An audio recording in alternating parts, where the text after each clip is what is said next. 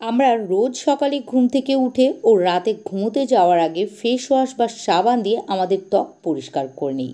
কিন্তু আমরা যদি সাবান বা ফেস ওয়াশ দিয়ে মুখ না ধুয়ে আমার দেখানো এই ঘরোয়া রেমেডিটি দিয়ে মুখ ধুয়ে নিতে পারি, তাহলে আপনাদের ত্বক অনেক বেশি ভালো থাকবে, অনেক বেশি ফর্সা, উজ্জ্বল ও গ্লোয়িং দেখাবে।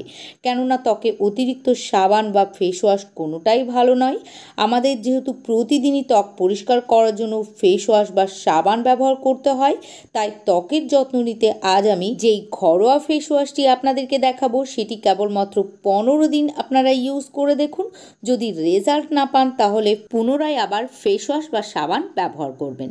কিন্তু আমি আপনাদেরকে কথা দিচ্ছি, আপনারা এটি একবার ইউজ করে দেখুন আর ফেস ওয়াশ বা সাবান আপনাদেরকে ব্যবহার করতেই হবে। তাহলে চলুন ভিউয়ার্স, হোমমেড ঘরোয়া ফেস ওয়াশটি কিভাবে বানাতে হবে ও কিভাবে ত্বকে অ্যাপ্লাই করতে হবে দেখে নেওয়া যাক বিস্তারিতভাবে। আমাদেরকে এই ঘরোয়া ফেস ওয়াশটি বানানোর জন্য প্রথমেই নিয়ে নিতে হবে মুলতানি মাটি। যুগ যুগ ধরে মুলতানি মাটি আমাদের চুল ও ত্বকের যত্নে ব্যবহার হয়ে আসছে। মুলতানি মাটি বিভিন্ন ধরনের কসমেটিক্স প্রোডাক্টেও ব্যবহার করা হয়ে থাকে। আপনাদের কাছে যদি মুলতানি মাটি না থাকে তাহলে এটি অবশ্যই কিনে আনবেন। এটি যে কোনো কসমেটিক্সের দোকানে ও সুপার মার্কেটে বা অনলাইনে খুব সহজেই কিনতে পেয়ে যাবেন। মুলতানি মাটি খুব ভালো ফেস ওয়াশের কাজ করে। কোনো কিছু না লাগিয়ে কেবলমাত্র যদি আপনারা মুলতানি মাটি দিয়ে আপনাদের ত্বক পরিষ্কার করে নেন তাহলেও খুব ভালো এটি পরিষ্কার করবে।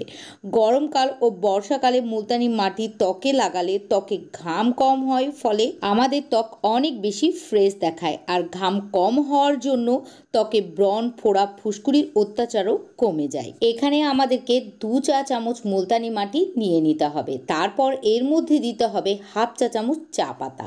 চা পাতা আমাদের ত্বককে জেন্টলি এক্সফোলিয়েট করে, স্কিনকে নারিশমেন্ট ও হাইড্রেশন প্রোভাইড করে। চা পাতার মধ্যে অ্যান্টিঅক্সিডেন্ট প্রপার্টিজ থাকে, ফলে আমাদের ত্বককে একনে, পিম্পলের হাত থেকে রক্ষা করে ও ত্বকের রঙকে ফেয়ার ও ব্রাইট করে তোলে। নেক্সট আমাদেরকে এর মধ্যে অ্যাড করতে হবে 1 চা চামচ মধু।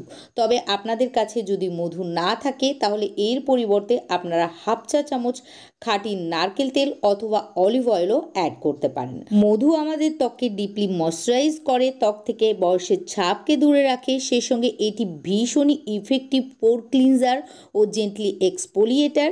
এছাড়াও এটি আমাদের ত্বক থেকে বিভিন্ন ধরনের দাগকে হালকা করে, যেমন পিগমেন্টেশন, অ্যাকনে, পিম্পল ইত্যাদি দাগকেও তুলে ফেলতে সাহায্য করে। এখানে 1 চা চামচ মধু নেওয়ার পর আমাদেরকে সবগুলি উপকরণকে একসঙ্গে গোলাপ জলের সাহায্যে মিশিয়ে নিতে হবে। কেননা গোলাপ জল আমাদের ত্বককে টাইট, টোন ও ব্রাইট বানানোর সাথে সাথে ত্বককে ডিপলি ক্লিন করতে পারে, কেননা এটি খুব ভালো ক্লিনজার।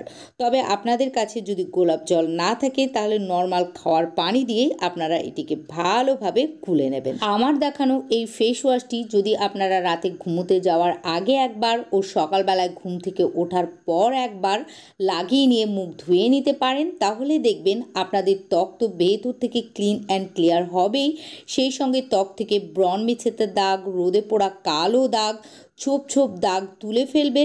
আর তার সাথে সাথে আপনার ত্বককে ভেতর থেকে উজ্জ্বল ফর্সা করবে ও ত্বকের গ্লোকে ধরে রাখতে সাহায্য করবে। তবে একটু এটাকে পাতলা করে গুলে নিতে হবে। আর গুলে নেওয়ার পর এটিকে মুখের ত্বকে ও গলায় ভালোভাবে লাগিয়ে নিতে হবে ও লাগিয়ে নেওয়ার পরে 2 থেকে 3 মিনিটের জন্য হালকা হাতে ঘষে নিতে হবে। ঠিক যেইভাবে আপনারা ফেস ওয়াশ লাগানোর পর মুখের ত্বককে ঘষে নেন ঠিক সেইভাবেই।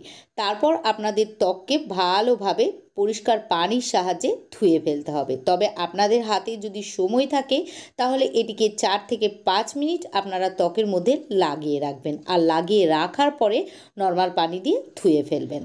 আমার কথা মতো আপনারা এইভাবেই মাত্র 15 দিন আপনাদের ত্বককে পরিষ্কার করে নেন, অসম্ভব ভালো রেজাল্ট পাবেন। তবে আপনারা যদি রেজাল্ট না পান তাহলে পুনরায় আপনারা ফেস ওয়াশ বা সাবান দিয়ে মুখ ধুয়ে নেবেন। আশা করি আজকের ভিডিওটি আপনাদের ভালো লেগেছে। যদি ভিডিওটিকে ভালো লাগে প্লিজ লাইক ও শেয়ার করে দিয়ে আমার পাশে থাকবেন। সেই সঙ্গে আমার ইউটিউব চ্যানেলটিকে সাবস্ক্রাইব ও ফেসবুক পেজটিকেও ফলো করে দেবেন।